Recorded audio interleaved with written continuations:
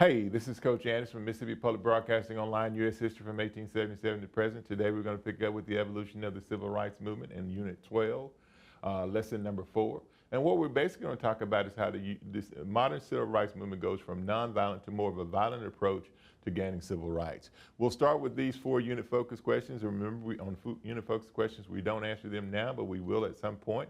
But these are here to guide us in terms of what our thought process should be as we move along. Identify and describe Kennedy and Johnson's domestic and foreign policy goals, trials, and accomplishments. Identify the origin, major players, strategies, and accomplishments of the modern civil rights movement. Describe the impact of the Vietnam War on American life and politics, and what impact did the civil rights movement have on other underserved and underrepresented groups in America. We'll pick up with the vocabulary, and as we always tell you, take your journals out, write these terms down, define them yourselves, and we'll try to address as many as we can as we come to them in the lesson. All right, we're going to go over these 4 lesson 4 focus questions. What strategies were employed by the civil rights advocates to end segregation in southern states, and what impact did the passage of the Civil Rights Act of '64 and the Voting Rights Act of '65 have on life in the South for African Americans? Why did the civil rights movement evolve from a nonviolent to a more militant approach, and what impact did the assassination of Dr. King have on the civil rights movement? We're going to start with our Do Now activity. The modern civil rights movement relied on nonviolent protests to achieve its goal of desegregation and equal voting rights. In your opinion, why did this strategy work? In other words, take out your journals, write down this particular topic, and let us know what you think in terms of why desegregation was successful by using nonviolent protest.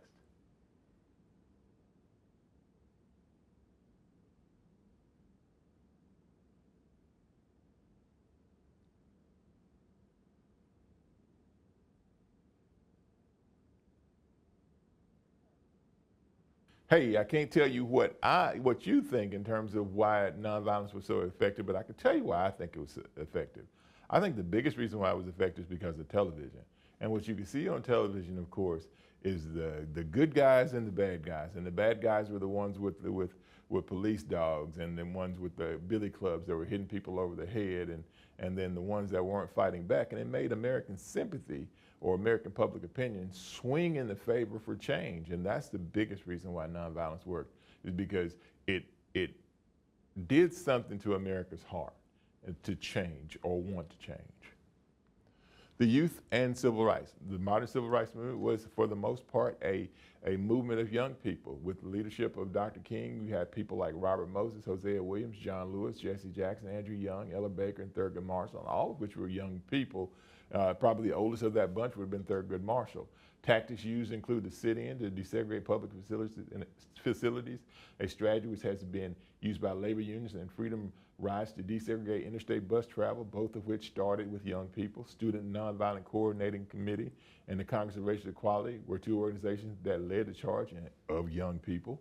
Both tactics elicited violence by white Southerners in resistance to change. 3 SNCC members killed in Philadelphia, Mississippi, a firebomb of buses with freedom riders. 4 little girls bombed to death in Birmingham, Alabama, and the killing of Medgar Evers in Mississippi.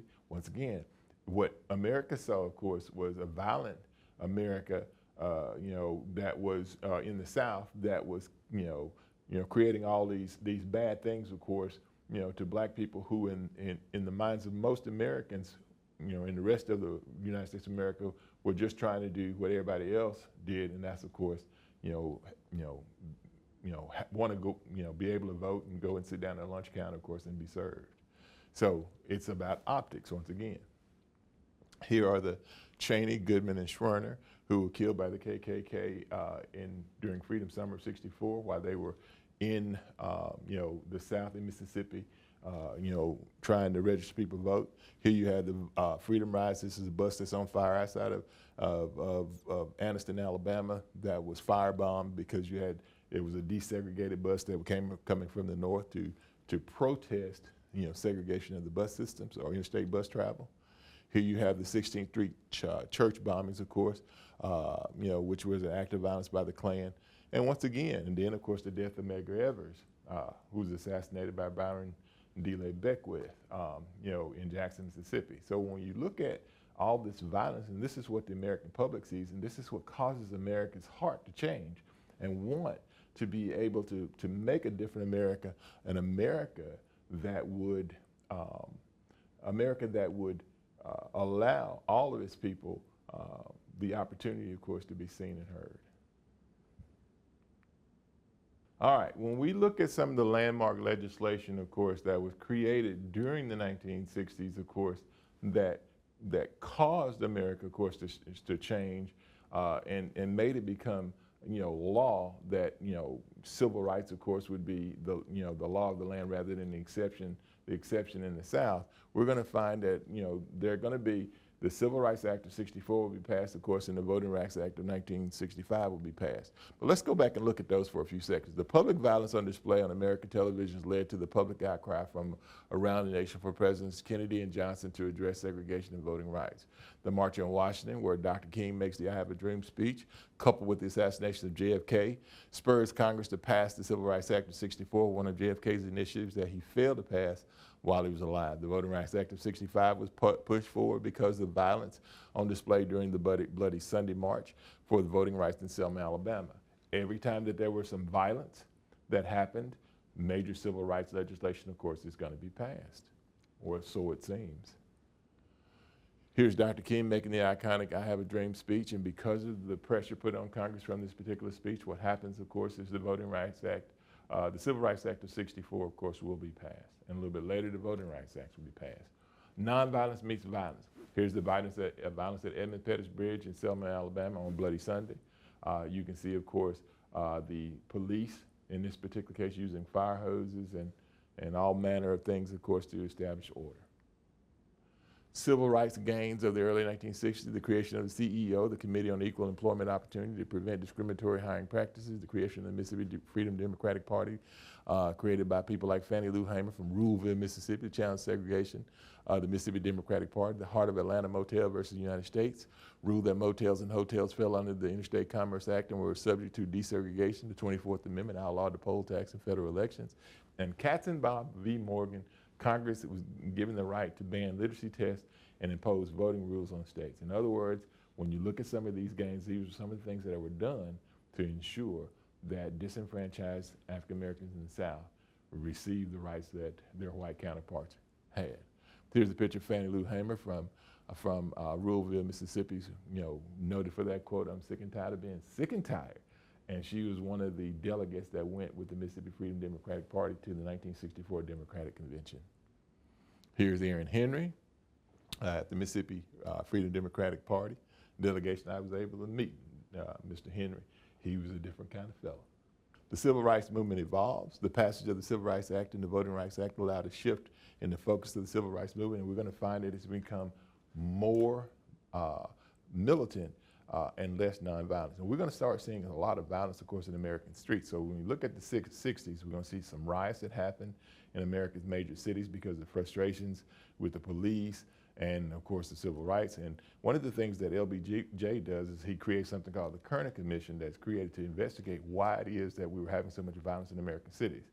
They created a report which went largely ignored by LBJ, and a lot of the violence, of course, in American cities continued to happen. Here's some voting, the Watts riot in California, where the National Guard was called in, of course, to kind of quell the situation. Black militancy of the 1960s, we're going to see that three distinct militant groups, of course, come out of the 1960s.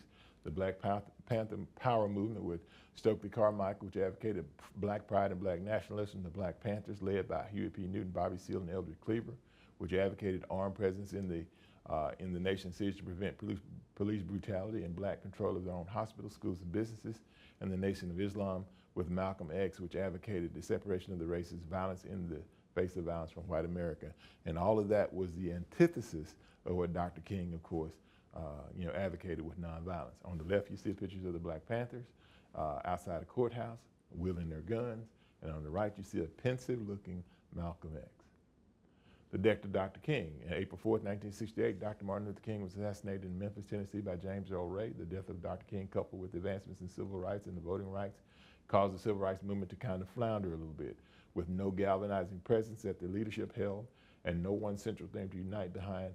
The movement kind of fades a little bit. So what we're going to see is that the civil rights movement, of course, will kind of go through a little bit of a lull after the death of Dr. King, because once again, a lot of people in the minds of a lot of people believed that the work had been done.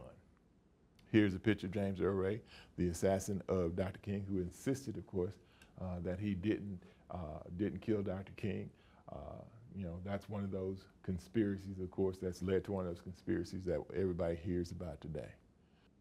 At this time, we will pause the presentation and allow you time to copy the activity on militancy in the civil rights movement. And what we want you to do, of course, is take a few minutes, go through and look at these particular figures and tell us what you think in terms of who they were affiliated with and what advocacy that they have. Once you've completed the activity, you should turn it into your teacher to be graded. Good luck, and we will see you in a bit to review your answers.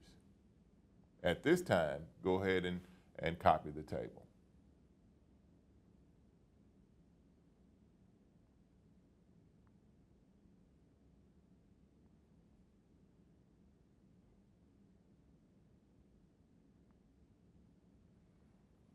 You should have had enough time to go through, of course, and identify some of these people in terms of the civil rights movement or the militants of the civil rights movement, and even identify what party or group they were affiliated with and what advocacy they have.